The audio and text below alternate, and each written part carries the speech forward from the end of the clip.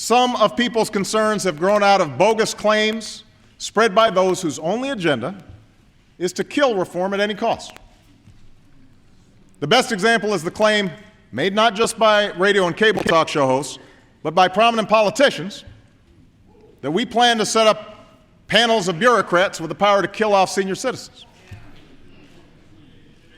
Now, such a charge would be laughable if it weren't so cynical and irresponsible. It is a lie, plain and simple.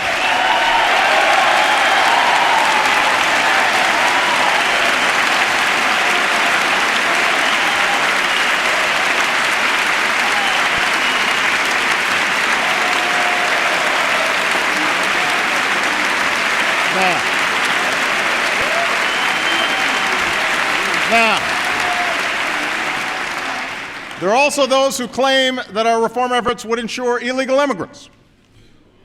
This, too, is false. The reforms I'm proposing would not apply to those who are here illegally. It's not true. And one more misunderstanding I want to clear up. Under our plan, no federal dollars will be used to fund abortions, and federal conscience laws will remain in place. Now,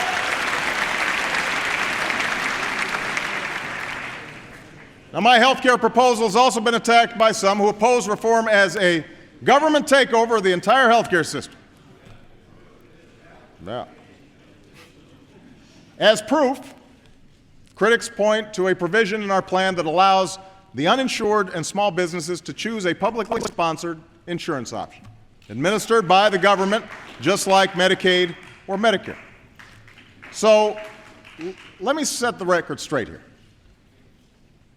My guiding principle is, and always has been, that consumers do better when there's choice and competition. That's how the market works.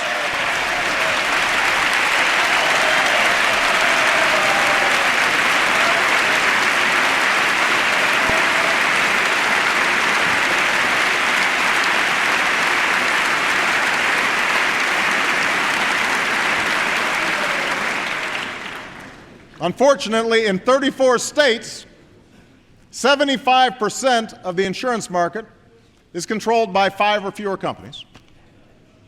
In Alabama, almost 90% is controlled by just one company.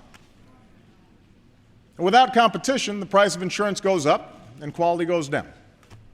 And it makes it easier for insurance companies to treat their customers badly by cherry-picking the healthiest individuals and trying to drop the sickest, by overcharging small businesses who have no leverage, and by jacking up rates.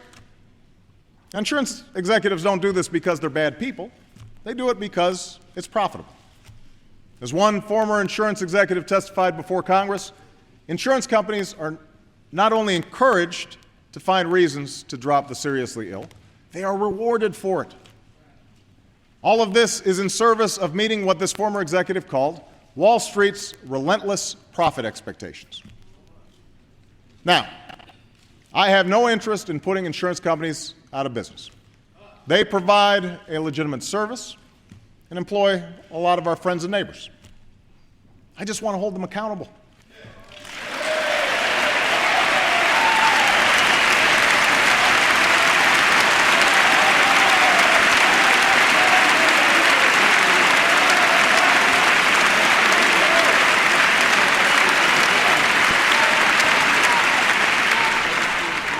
And the insurance reforms that I've already mentioned would do just that. But an additional step we can take to keep insurance companies honest is by making a not-for-profit public option available in the insurance exchange. Let me be clear.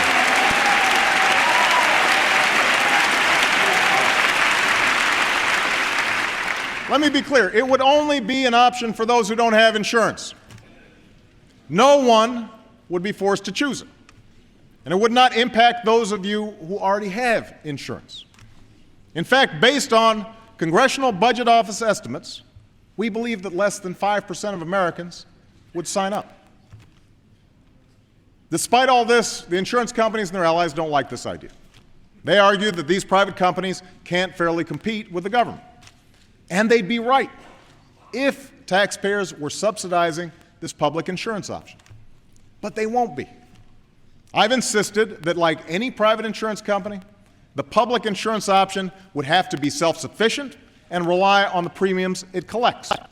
But by avoiding some of the overhead that gets eaten up at private companies by profits, and excessive administrative costs, and executive salaries, it could provide a good deal for consumers.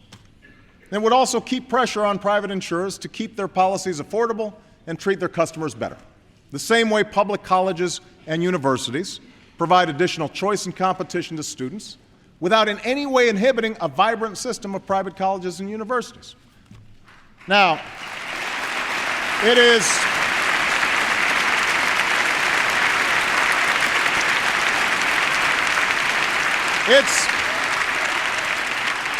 it's worth noting that a strong majority of Americans still favor a public insurance option of the sort I've proposed tonight.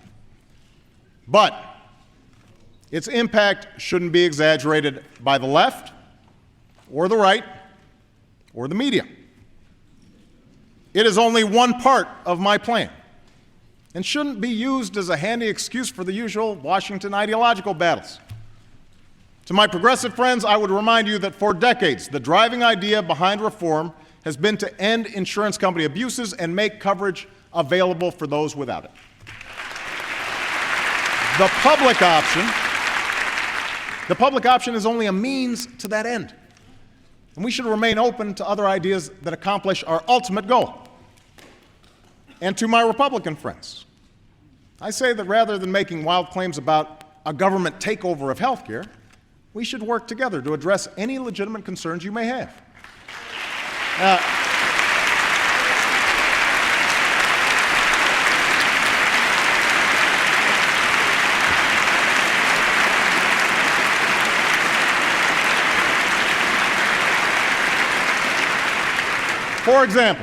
For example, some have suggested that the public option go into effect only in those markets where insurance companies are not providing affordable policies.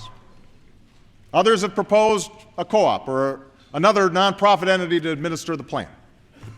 These are all constructive ideas worth exploring. But I will not back down on the basic principle that if Americans can't find affordable coverage, we will provide you with a choice.